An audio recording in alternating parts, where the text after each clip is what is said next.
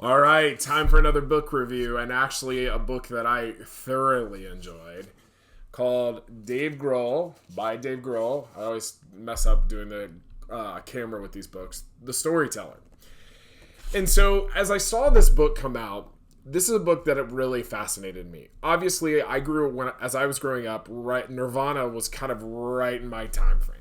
I was in middle school with Nirvana. I had the plaid shirts. I listened to Smells Like Teen Spirit a bunch. I still listen to it. Loved what Nirvana put out there for most of their songs. Some of their songs are a little too dark for me and a little too sad. But some of their songs, I think, are some of the best rock songs that are out there. Obviously, Nirvana had its kind of end when Kurt Cobain committed suicide.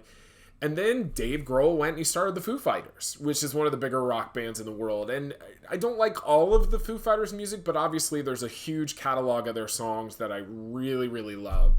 I've seen them in concert a few times. I think Grohl plays around too much on stage.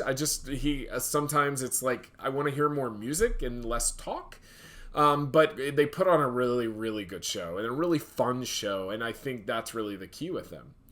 But really, as you look at Dave Grohl, I think he's one of the most fascinating people in rock music because he's gone from kind of this sad ending where he's like this kind of drummer in this moody band to being still one of the biggest rock stars in the world as a singer. Like, there's nobody in rock history that really done that and really accomplished what he's done. And you read the book and you go, man, the guy, it seems like just a really good, nice guy too.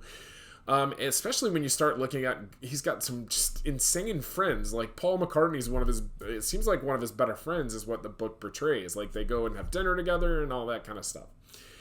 I think as you read this book, you get a really deep insight into what it took him to get there, which I think is really cool. It's like things like he bet on himself. He constantly bet on himself. And a really good example of that is after Nirvana ended, he had an opportunity to be the drummer of the Heartbreakers, of Tom Petty and the Heartbreakers. And instead, he bet on himself. And now he's got his own band. And that's just really cool. And you see that he went to his mom, and who's a teacher, and explained how, like, I want to do this. I want to go and be a drummer in a rock band, because he had an offer from kind of this underground punk band that was popular. And his mom let him. They bet on him and really did it.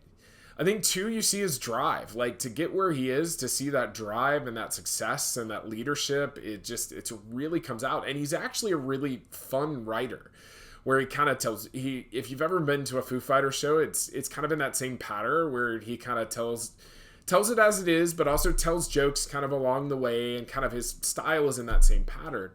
And really, it's one of the things that came out of this book is one of the things that came out of the pandemic, because as he was sitting at home, he thought, well, I need something to do, and I'm a creator, so why not write this book? So there's good lessons there too. It's a book I highly recommend if you're interested in rock music. If you just want to see kind of people's drive and leadership, I highly recommend Dave Grohl, The Storyteller. He's actually a really good writer too.